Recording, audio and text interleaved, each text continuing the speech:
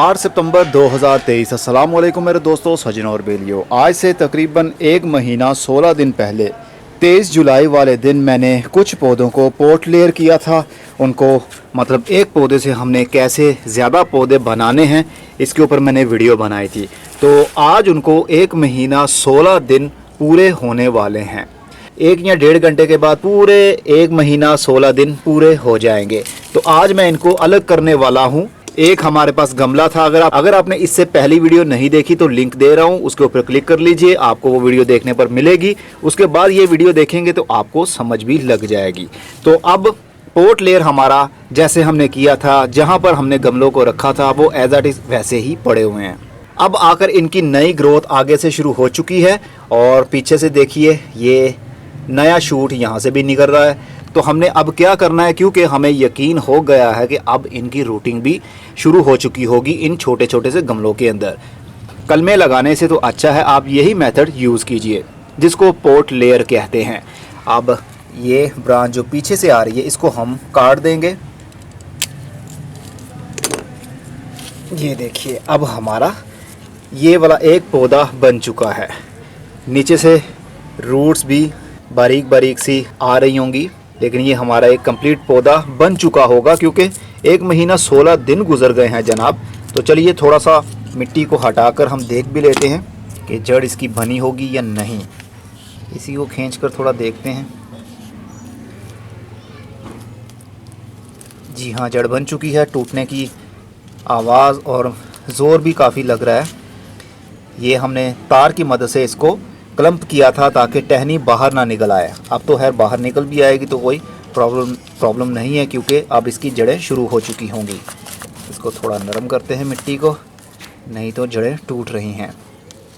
ये देखिए जनाब, जड़ें भी टूट गई काफ़ी सारी और ये देखिए इसकी नई जड़ें शुरू हो चुकी हैं। जैसा मैंने कहा था, नोड एरिया जहाँ से पत्तों की ग्रोथ शुरू होती है कम से कम वो वाला एक हिस्सा मिट्टी के अंदर होना ज़रूरी है, वहीं से रूटिंग शुरू होगी। अंडर नोड एरिया से रूटिंग शुरू नहीं होगी। तो अंडर नोड एरिया से आप देख सकते हैं जड़ नहीं निकली, वो वैसी की वैसी ही टहनी है। जहाँ से पत्तों की ग्रोथ होती है वहाँ से जड़ भी निकलती है। तो यहाँ से पत्ते की ग्रोथ होती थी, पत्तों को हमने तोड़ दिया था और इसको मिट्टी के अंदर दबा दिया था। तो 1 महीना 16 दिन के बाद अब ये कंप्लीट एक खुद इंडिविजुअल सेपरेट पौधा बन चुका है। अब इसको हम कुछ दिन ऐसे ही रखेंगे और फिर बड़े गमले के अंदर शिफ्ट कर देंगे। चलिए यहाँ से भी इसको, इस गमले को भी काट देते हैं। ये देखिए अब इसकी ग्रोथ यहाँ से भी शुरू होगी और यहाँ से तो पहले से ही हो रही है। 2 पौधे ये हो गए और तीसरा ये, चौथा ये देखिए यहाँ से भी ग्रोथ शुरू होगी, इस टहनी की भी ग्रोथ शुरू होगी क्योंकि रूट तो मिट्टी के नीचे है। तो अब पौधे का सारा बोझ उस जड़ के ऊपर आ गया है। इसको भी वो खुराक देगा, खाना देगा और यहाँ तक भी खाना पहुँचाएगा। मतलब अब जड़ वो बिजी हो चुकी है। ये देखिए यहाँ से भी छोटे छोटे से शूट निकल रहे हैं। इस पौधे का नाम सही क्या है, मैंने ज़्यादा सर्च नहीं किया इसके बारे में, लेकिन सिसैस रुटेंडिफोलिया फैमिली से मुझे ये पौधा लगता है। उसके पत्ते भी काफ़ी थिक होते हैं, लेकिन इसके पत्ते ज़्यादा थिक नहीं है, लेकिन बड़े साइज़ के हो जाते हैं। जैसा पुराना पत्ता होता जाएगा वैसे वैसे वो मोटा होता जाएगा, बड़े साइज़ का हो जाता है। इसको कांटे नहीं होते, ग्लोसी पत्ते होते हैं, काफ़ी चमकदार भी होते हैं। पिछली साइड पर भी ये ज़्यादा खुरदरे नहीं होते। तो ये हैंगिंग पॉट के अंदर पौधे लगे हुए और उनकी टहनियाँ नीचे लटक रही होती हैं तो काफ़ी खूबसूरत लगेंगी। जो मोटी ब्रांच होती है वो तो बिल्कुल अपने पाँव पर खड़ी रहती है और सीधा ऊपर वाली साइड पर जाएगी, लेकिन जैसे ही ये ज़्यादा बड़ी होगी ये भी नीचे वाली साइड पर झुकना शुरू हो जाएगी। ये काफ़ी बुशी अंदाज से ग्रोथ करते हैं पौधे। इसके अलावा मैंने चेरी के पौधे भी किए थे। हमारे दूसरी छत के ऊपर चेरी के पौधे को भी मैंने इसी तरह पॉट लेयर किया था, ब्लैकबेरी को, इस गमले के अंदर। चलिए इसको भी पीछे से हम काट देते हैं।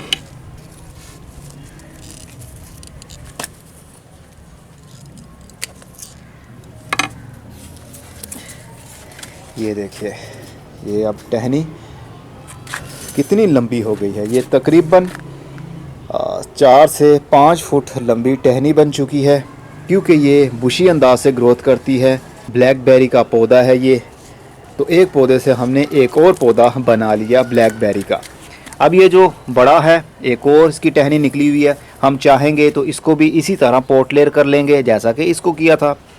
बहुत सारे पौधों को आप इसी तरह पोर्ट लेयर कर सकते हैं, भले वो दरख्त हो भले वो बेल हो, लेकिन तरीका दोनों का ही सेम होगा। अगर कोई ऐसा पौधा होता है जो बिल्कुल ऊपर वाली साइड पर बढ़ रहा है, नीचे वाली साइड पर उसको ले आइए। टहनी अगर लंबी है तो आहिस्ता आहिस्ता से उसको नीचे वाली साइड पर ले आइए और किसी गमले के अंदर उसका नोड एरिया जहाँ से पत्तों की ग्रोथ हो रही होती है वो वाला हिस्सा मिट्टी के अंदर दबा देंगे। तो 6 हफ्तों का वैसे टाइम होता है रूट्स आने का, तो 1 महीना 16 दिन हो गए हैं, तो जड़ें भी आ गई हैं। अब ब्लैकबेरी हमारे यहाँ लगेगी या नहीं ये तो हमें वक्त बताएगा, लेकिन मेरे पास फ़िलहाल 2 पौधे हो गए हैं। अब इस पौधे को भी मैं 12 इंच के गमले के अंदर शिफ्ट कर दूंगा, तो आने वाले टाइम में ये भी फ्रूटिंग करेगा। एक मैं और बात बता दूं, मैं सब्ज़ी वाले पौधों के ऊपर अब कम फोकस रखने वाला हूं, क्योंकि मेरे घुटने में रहता है मसला, और सब्ज़ी वाले जो पौधे हैं उनको ज़्यादा केयर की ज़रूरत होती है। पानी का ख्याल रखना पड़ता है, कीड़ों के हमले से बचाना पड़ता है, खादों का इस्तेमाल करना पड़ता है, जो कि मैं अब ज़्यादा इसके ऊपर फोकस नहीं कर पाता। घुटने में मसला है, ज़्यादा छत के ऊपर आना, बार बार नीचे झुककर बैठना, फिर खड़े होना, पानी हर पौधे को देना, ये मेरे लिए थोड़ा ना डिफ़िकल्ट होता जा रहा है। लेकिन जो हमारा दूसरा गार्डन है, जो हाउस प्लांट वाला गार्डन है, चलिए फिर वहीं चलते हैं। हाउस प्लांट वाला गार्डन तो हमारा एज़ इट इज़ ऐसे ही रहेगा, और आने वाले टाइम में और भी पौधे लाऊंगा मैं। तो हमारी जो ये वाली छत है, यहाँ से काफ़ी सारे पौधे मैं उठाकर अपने इसी टेरेस के ऊपर रखूँगा। वहाँ पर सिर्फ फल देने वाले पौधे जो ग्रो बैग्स के अंदर हमने शिफ्ट किए हैं। अभी कल का दिन मैंने इनको पानी भी नहीं दिया है, पत्ते मुरझा रहे हैं नीचे और मिट्टी खुश्क हो रही है, क्योंकि कल मैं था नहीं घर में। तो हमारे इस टेरेस के ऊपर भी पौधों को पानी नहीं मिला, देखिए पत्ते लटक रहे हैं, मिट्टी खुश्क हो रही है, तो बहुत सारे पौधों का बुरा हाल हो रहा है। तो अभी मैं वीडियो को बंद करता हूं और पानी देता हूं, ताकि पौधों को पानी की कमी बिल्कुल ना हो।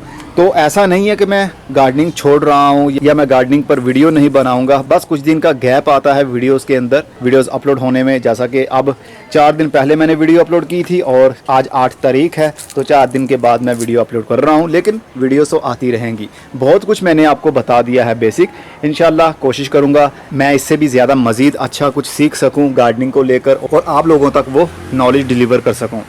अब मैं चलता हूँ, आप भी इसी तरह अपने बहुत सारे पौधों को प्रोपोगेट कर सकते हैं। मौसम की कोई कैद नहीं है, सर्दी हो गर्मी हो, बस ये है कि जब पौधे का ग्रोइंग सीज़न हो, जब पौधा बढ़ रहा हो, तब अगर आप पोर्ट लेयर करते हैं तो ज़्यादा अच्छा रिज़ल्ट और जल्दी ही उसकी रूटिंग शुरू हो जाती है। अगर ऐसे पौधे जिनकी ग्रोथ रुकी हुई है, जैसा कि अंगूर की बेल की ग्रोथ सर्दी के दिन में रुक जाती है, नवंबर के महीने से रुक जाती है, दिसंबर और जनवरी के महीने तक रुकी रहती है, क्योंकि सर्दी की वजह से पुराने पत्ते गिर जाते हैं, नए पत्ते नहीं आते और जड़ें भी नहीं आती।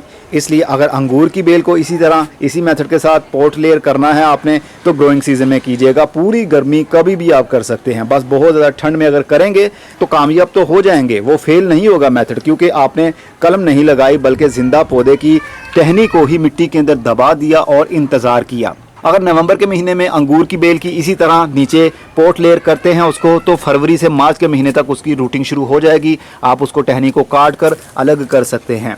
अब आने वाले टाइम में खूबसूरत पौधों के ऊपर जो कि इंडोर या शेडी एरिया में रहते हैं पौधे, इनके ऊपर वीडियोज़ आएंगी।